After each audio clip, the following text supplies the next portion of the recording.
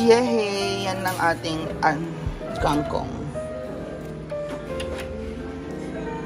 Akin na, ilabas mo yung ano?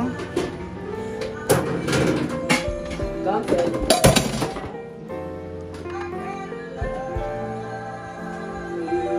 Ito na pang lunch time.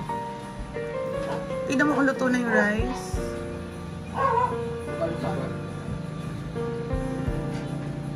Actually, pwede na tayong kumain, kasya naman na to. Dagwa 1 cup lang. Oo nga, kasi hindi naman, Paluto na. hindi naman tayo rusty. Ha? Bago lang to. Oo nga, kasi hindi naman tayo rusty. Ew. Happy Saturday! Oy ha, seryoso ako ha. Tatapusin yung ano, dahil bago umulan na naman. Kumuha ka ng kahoy sa ilalim. Wait for... Ang ating adobo kangkong.